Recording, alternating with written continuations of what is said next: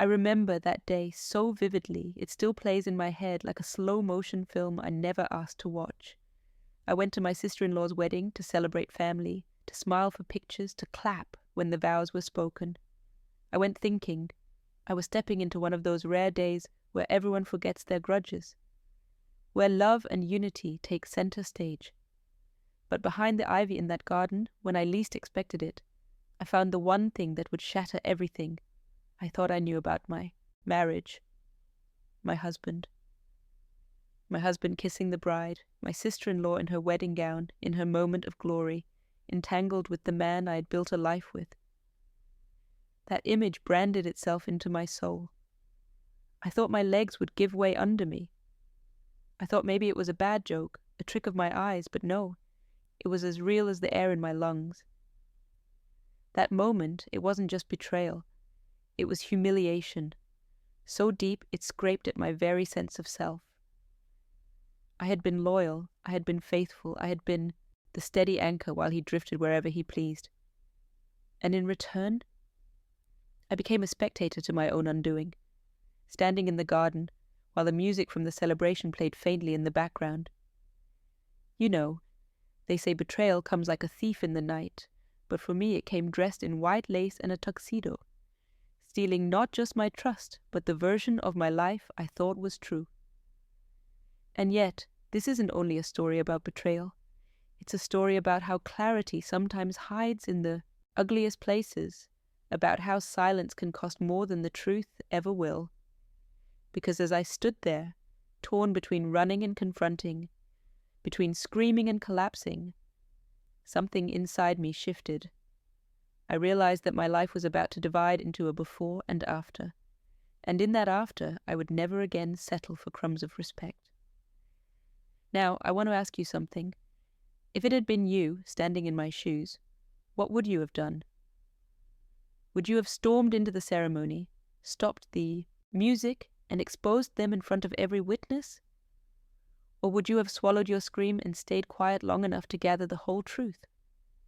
That's the kind of question that keeps you awake at night, but it's also the kind of question that reveals who you truly are when everything you thought was solid turns to dust under your feet. I promise you this. What I did next was not out of rage alone. It was out of something deeper, the need to reclaim my dignity, to decide for myself when the silence would end, and to make sure that betrayal didn't get to write the last line of my story.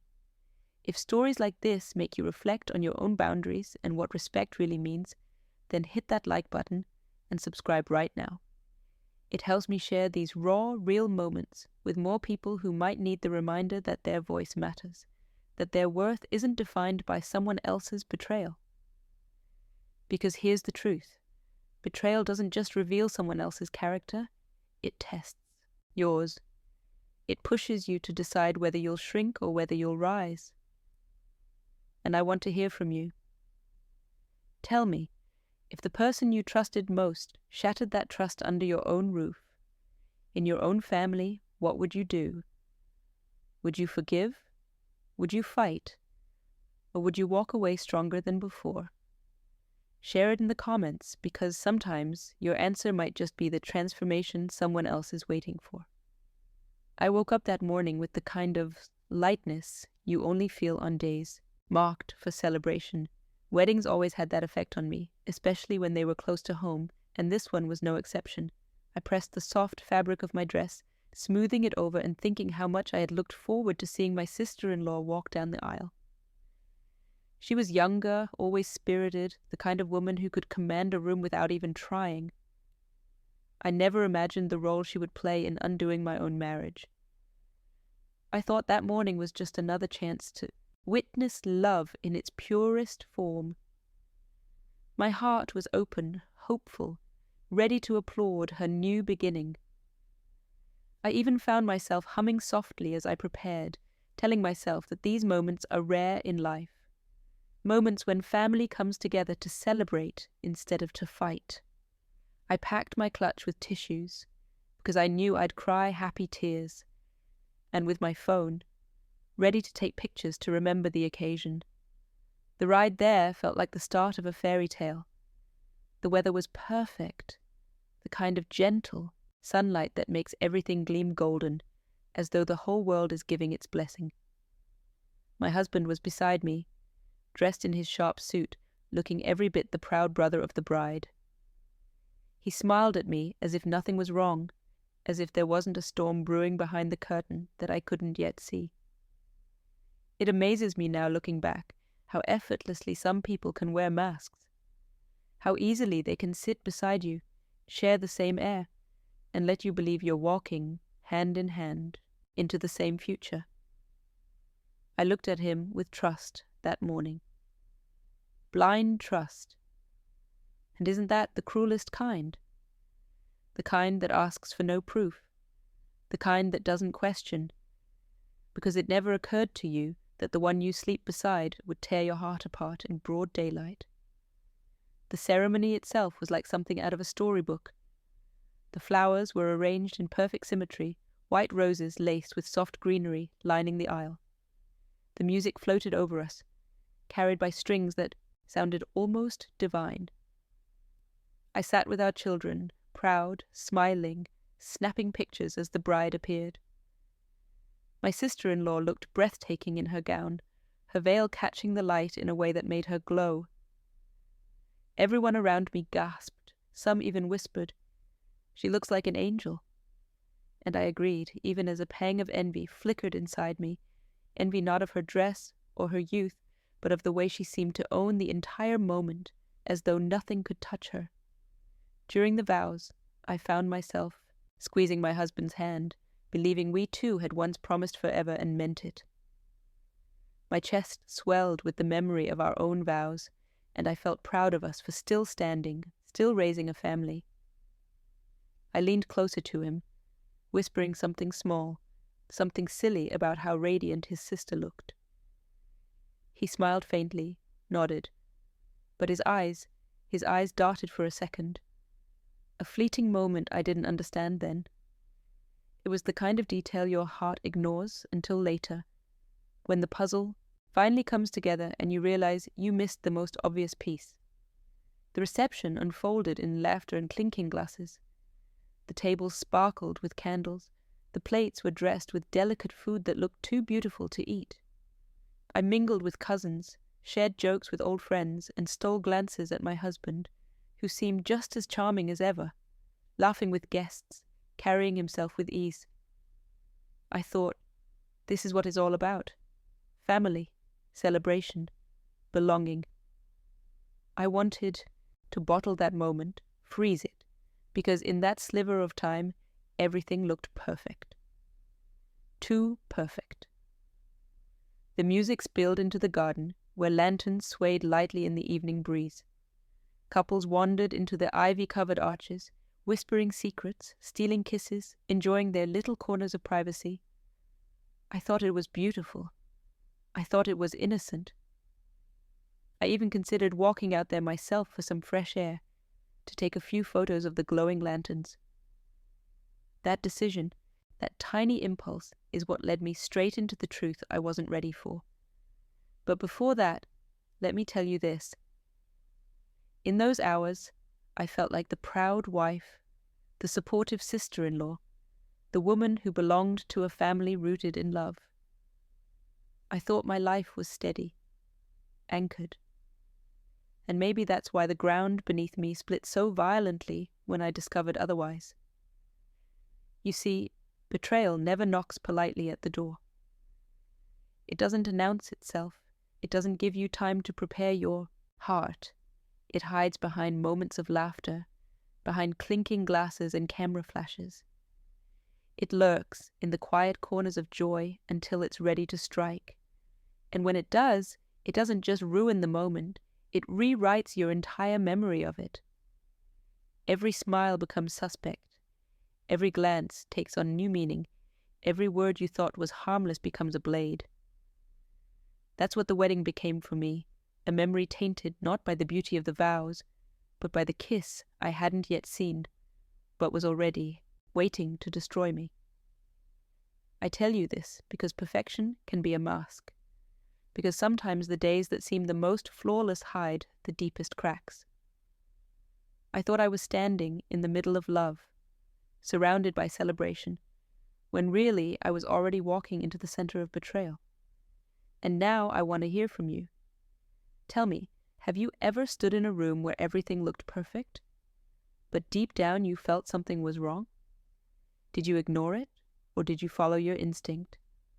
Share your story in the comments, because maybe your moment of clarity can be the spark someone else needs to finally face the truth hiding in plain sight. I still remember the exact sound of my shoes against the stone path as I walked toward the garden. The laughter from the reception hall faded behind me, replaced by the gentle rustle of leaves and the soft hum of night insects. Lanterns swayed above, their light casting moving shadows on the ground. It felt like stepping into another world, quieter, more intimate, a secret corner meant for reflection. I thought I was escaping for a breath of air, just a small pause from the chaos of celebration. I had no idea I was walking straight into the moment that would split my life into before and after. The ivy-covered arch looked so inviting, like a painting brought to life. I had my phone in my hand, ready to capture the beauty of the glowing lanterns, thinking of how I'd show the pictures to my children later. That's when I heard it. Low, voices, hushed but sharp, the kind of whispers you lean in to catch. At first I smiled to myself, assuming it was just another couple stealing a private moment. Weddings tend to make people sentimental, but something about the tone made me slow my steps. There was a familiarity in the laughter, a cadence in the words that sent a shiver down my spine. I edged closer, my heart beginning to race, though my mind hadn't yet formed the words for why. My husband's voice carried through the leaves, unmistakable, the sound I had built a life around. I froze, waiting to hear who he was speaking to, praying it was innocent. But then came the softer, lighter tone. The bride, my sister-in-law, the woman in white. My breath caught in my throat, but my body refused to move, as if every cell was forcing me to stay and witness what I should never have had to see. Through the shifting leaves, I saw them. His hand brushing her cheek, her veil tilted back, their faces far too close. And then it happened. A kiss. Not a clumsy accident, not a fleeting brush of lips, but deliberate, slow, as if the world belonged only to them.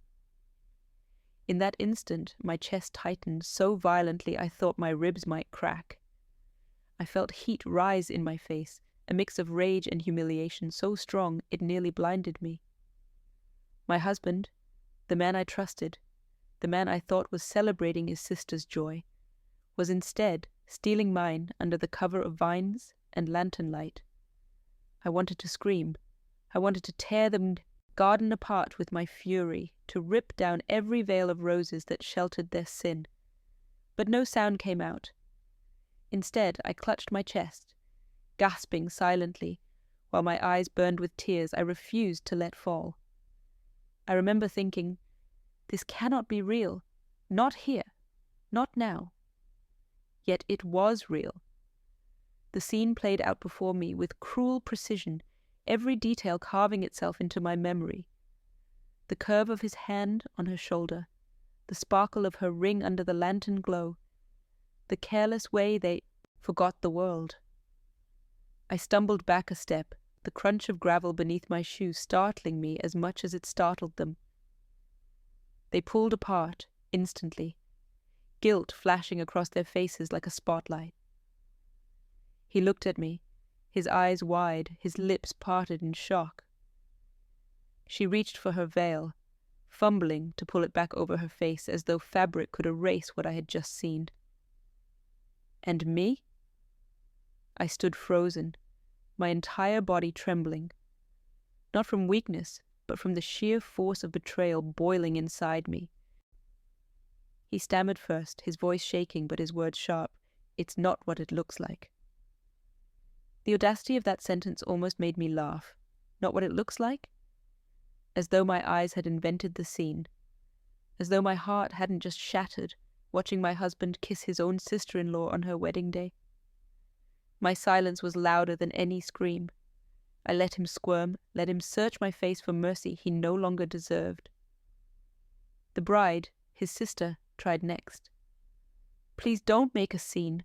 This was a mistake."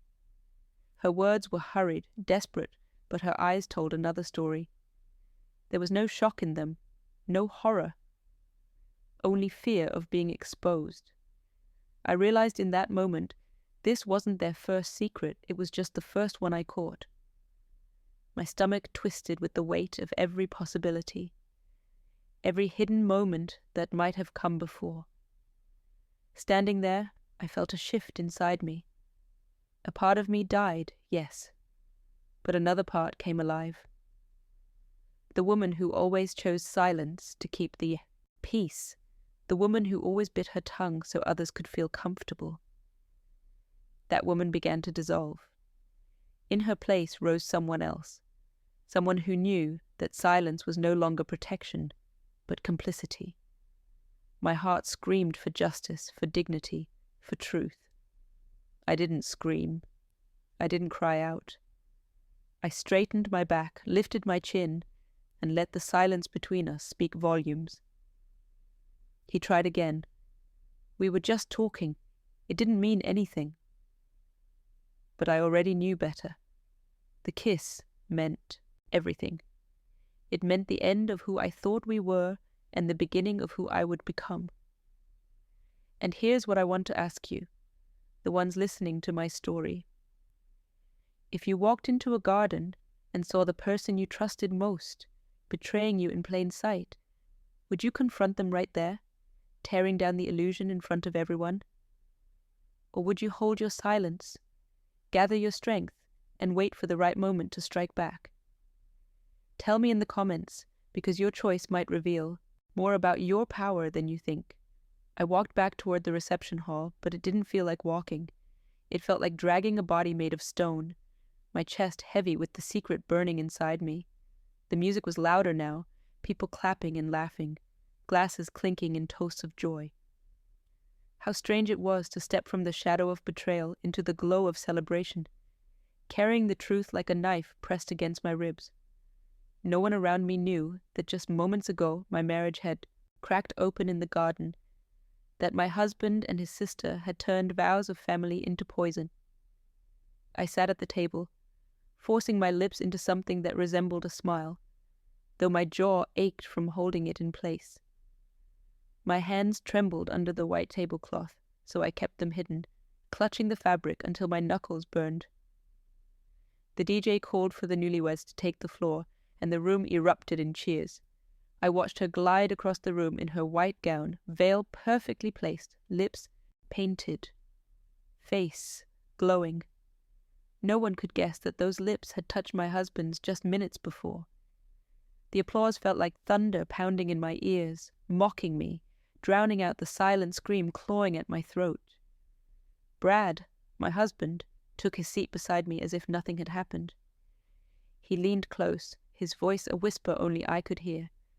"Don't ruin this for her, for the family, for us." His tone was calm, almost pleading, but beneath it I could feel the edge of command. I stared at him, fighting the urge to slap the smug composure from his face. To everyone else he was the supportive brother, the doting husband, the man who held his wife's hand under the table.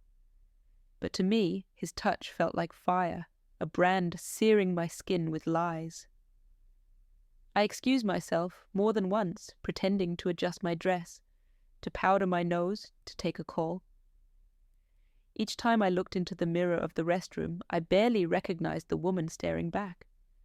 Her eyes were too wide, too hollow, her mouth set in a line so sharp it could cut glass. I splashed water on my face, whispering to myself, "Hold it, just hold it, not here, not yet." Because part of me wanted to storm onto that dance floor, grab the microphone, and shout the truth for all to hear. But another part of me knew silence could be sharper than any scream if I used it wisely. Every toast, every laugh, every embrace around me felt like a layer of humiliation wrapping tighter around my chest. His hand never left my arm. His eyes flickered, constantly toward me, watching, calculating, waiting for me to explode so he could blame me for chaos. He wanted me to be the hysterical wife, the one who spoiled the party. He wanted to erase what he had done by painting me as unstable. And I refused to give him that satisfaction. The bride danced with her friends, her veil bouncing, her laughter rising above the music. She locked eyes with me once across the room. Just once. And in that look I saw it all.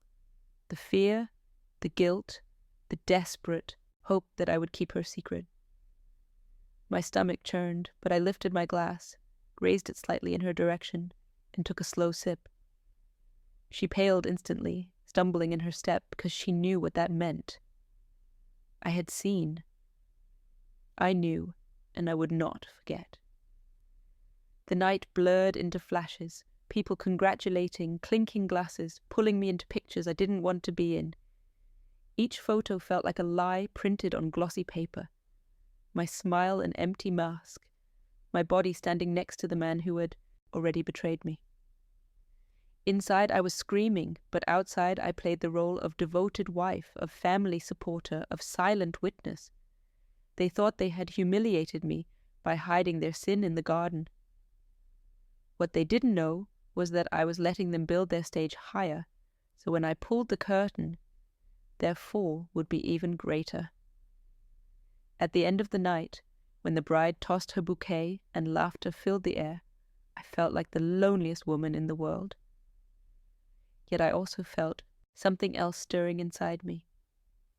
A quiet power, a promise to myself. They had humiliated me in silence, but I would not stay silent forever. My turn was coming. And now I ask you if you were sitting at that wedding, smiling for the camera while knowing the ugliest truth no one else could see. Would you expose it right then and there? Or would you hold the secret like a weapon, waiting for the perfect moment to strike? Tell me in the comments, because your answer says everything about how you carry your own power.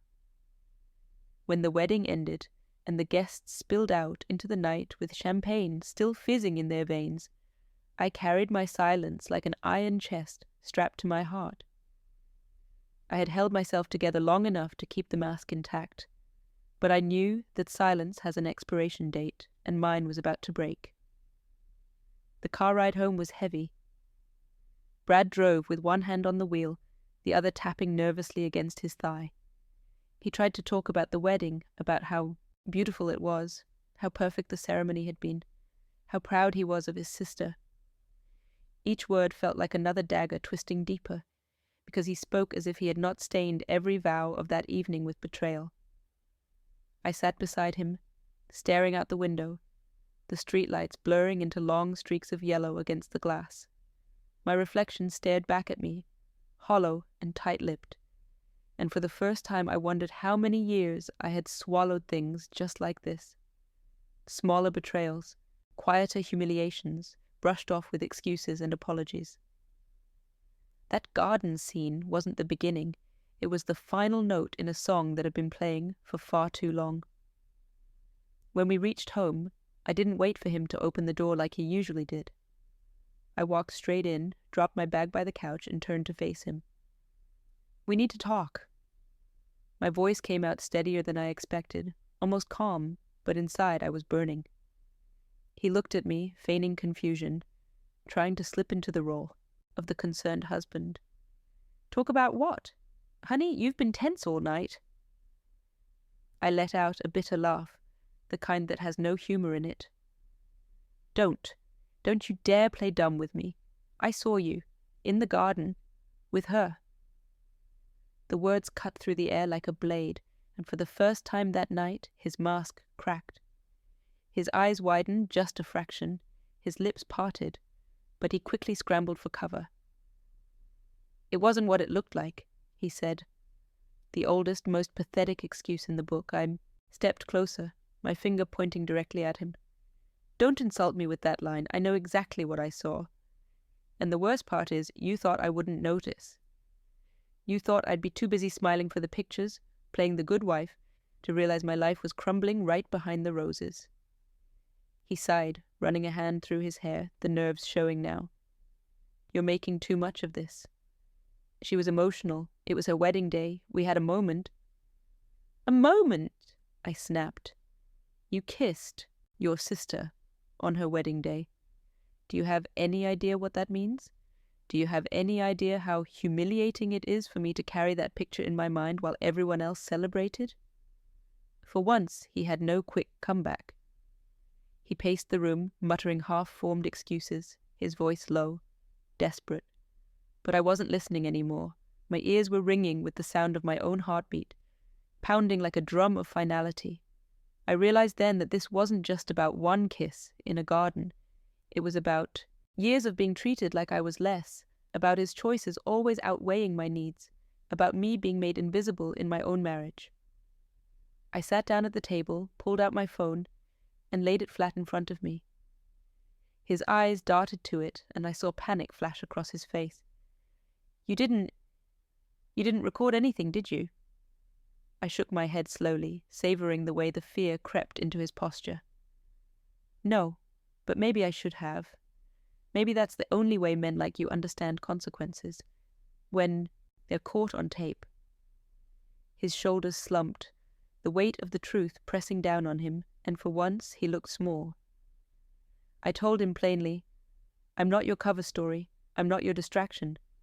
I am your wife, and tonight you showed me exactly how much that means to you. Nothing. So now it's my turn to decide what you mean to me." The silence stretched between us, thicker than any words we could have exchanged, and in that silence I found something unexpected. Strength.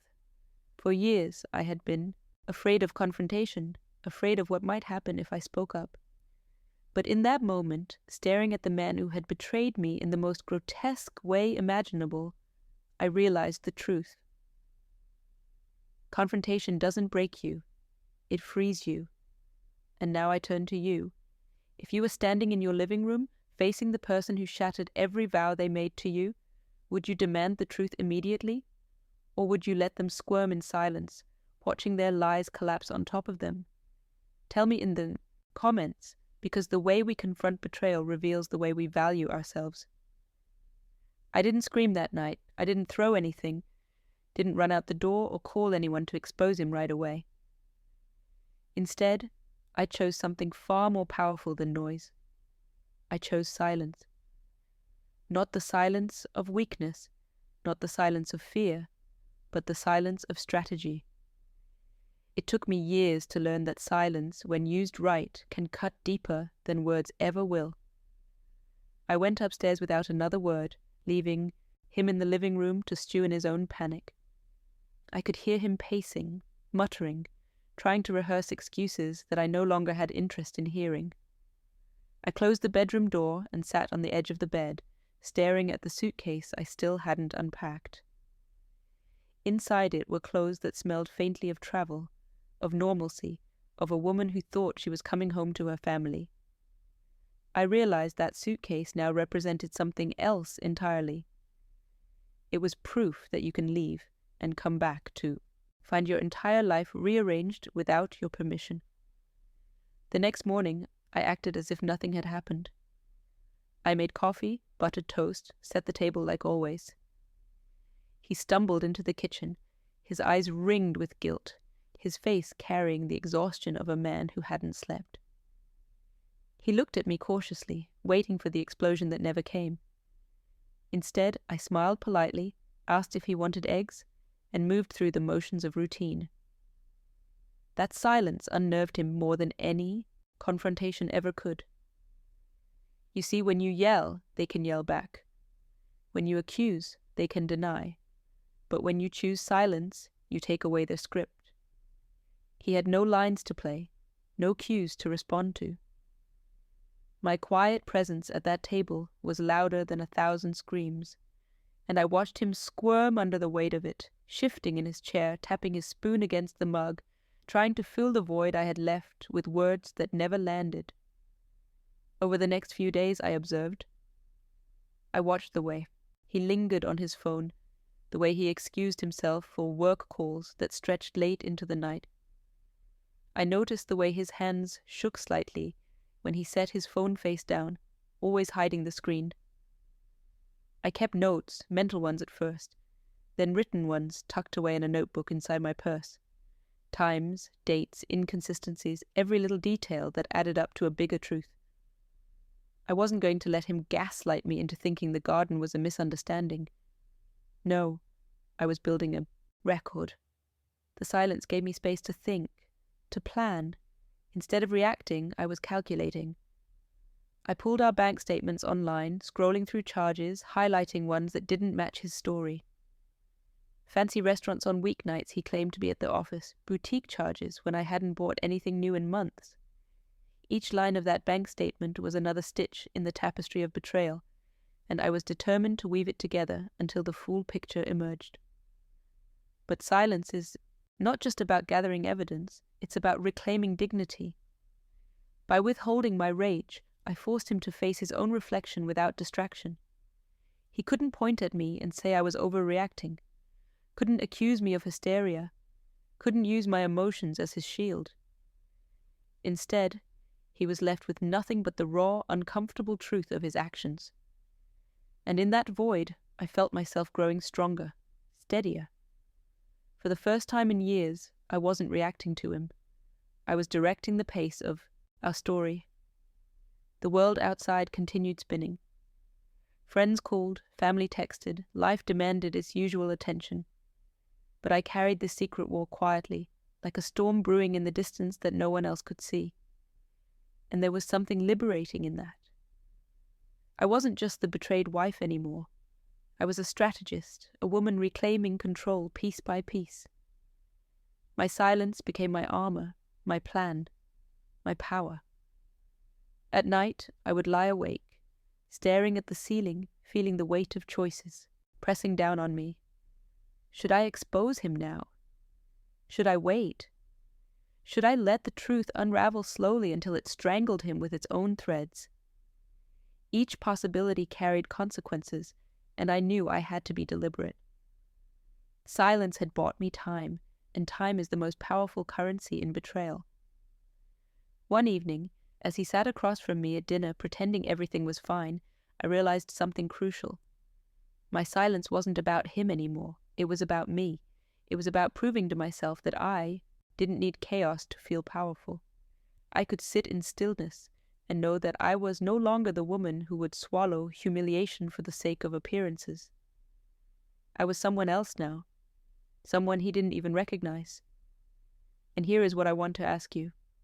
When betrayal hits your life, do you explode in the moment, demanding answers and risking chaos? Or do you hold back?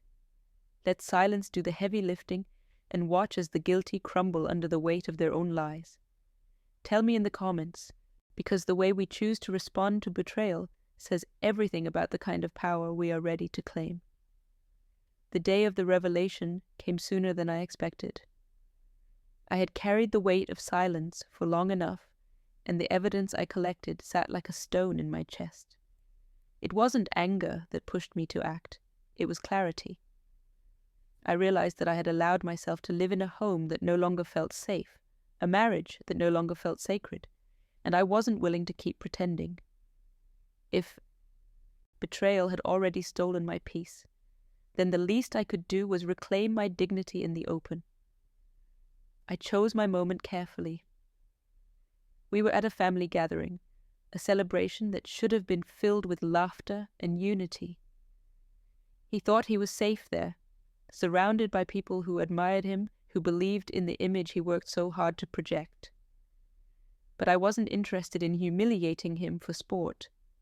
I wasn't there to destroy him. I was there to free myself. I stood up, my voice calm but unwavering, and I told the truth. Not with theatrics, not with accusations, but with facts. I said, behind the garden door, I saw what I was never supposed to see. My husband, the father of my children, kissing the nanny we trusted. The room went silent, forks paused mid-air, conversations froze. Every pair of eyes turned to me, then to him, and in that silence, the image of his respectability cracked wide open. He tried to laugh it off at first, to minimize, to turn the attention back onto me. "You're exaggerating," he said, his voice shaky, his smile forced. But I was ready. I pulled out the notebook I had been keeping, pages filled with dates, charges, details. I read them aloud one by one. Dinners, boutique purchases, nights he claimed to be working late. Each fact was a stone, and together they built a wall around him that he could no longer climb. His excuses collapsed under the weight of truth, and all he could do was sit there, exposed. But the revelation wasn't just about him. It was about me standing tall, finally refusing to shrink into the corners of my own life. I looked at the faces around the table, people who had known me for years but never really seen me, and I said, "This isn't about gossip. This is about a woman who gave her life to a family and realized her silence was costing her more than the betrayal itself." The words hung in the air like smoke, heavy and undeniable, and for the first time I felt something shift. Not in him, but in me. My voice, steady and strong, filled the room that had so often made me feel small. I wasn't just the wife, or the mother, or the woman holding everything together behind the scenes. I was me, and I was no longer afraid of being heard. He sat frozen, his fork clutched in his hand, his face drained of color. The nanny wasn't there to hide behind, no excuses left to cling to. And the family, who once might have rushed to his defense, sat in stunned silence. The truth had pierced through the web of lies, and no one could unhear it. Afterward, I walked outside, breathing in the night air, feeling the weight lift from my chest. It wasn't victory, it was release. I wasn't celebrating his downfall, I was celebrating my freedom. And in that moment, I knew that the life ahead of me would not be built on silence, secrecy, or humiliation. It would be built on the truth, on boundaries, on self-respect that no one could take from me again. The revelation didn't fix everything. It didn't erase the pain or the betrayal, but it gave me something more valuable than closure. It gave me back my power. And sometimes power isn't about shouting the loudest or striking the hardest. Sometimes it's simply about speaking when everyone expects you to stay quiet. So I'll ask you this. If you had the chance to reveal a truth that could set you free, even if it shattered the image others had of you, would you take it? Or would you keep swallowing the silence, letting it eat away at you from the inside? Tell me in the comments, because maybe the difference between freedom and bondage is just one brave moment of truth. When the dust of betrayal settles, what remains is not just the rubble of what was destroyed, but also the soil where something new can grow. I never imagined I would stand in the middle of my own life, looking at the ruins of trust, and feel something other than despair. Yet, in that silence after the truth was spoken, I discovered a strength I had been carrying all along. It wasn't the kind of strength that comes from holding everything together for everyone else. It was the strength of letting go, of choosing myself, of finally believing that my voice mattered just as much as anyone else's. I walked away from that night with no illusions. Healing would not be quick. Forgiveness would not come easy. And trust, once broken, would never return to what it once was. But I also walked away with a promise to myself that I would not let betrayal define me. I would define what came after. The storm had taken so much, but it had also cleared the air, stripped away the lies, and given me the chance to breathe freely again. Life has a way of testing us in the very places we feel weakest. For me, it was in my marriage, my home, the space where I thought I was safest. And yet that same space became the ground where I learned how resilient I truly was. My scars are not signs of shame. They are proof that I endured what should have broken me, and I am still standing. And standing, taller than before.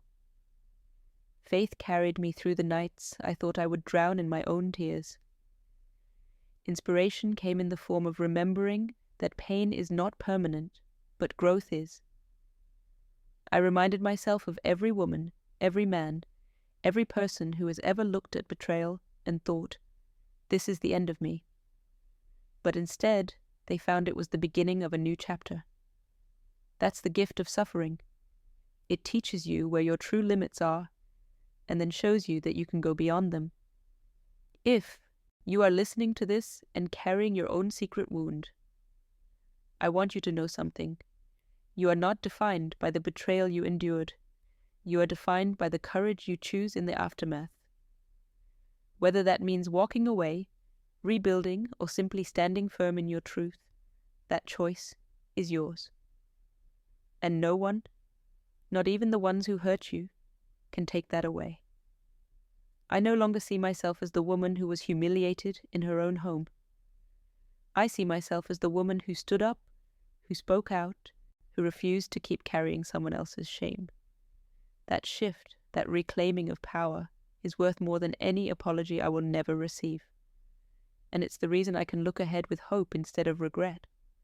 So I share this conclusion not as a neat ending, but as a beginning. A beginning for me, and maybe for you too. Because every ending, no matter how painful, carries within it the seed of renewal. And sometimes it takes being shattered to finally rebuild stronger than before. If this story touched you, if you saw yourself in my struggle or my strength, then I ask you to stand with me now. Like this video so others who need these words can find them. Subscribe to the channel, because together we are building a space where silence doesn't win, where stories of betrayal become stories of transformation. And don't go away just yet. In the next video, we'll dive into another story of hidden truths and unexpected justice, one that will make you question just how far family ties can stretch before they break. Believe me, you don't want to miss it.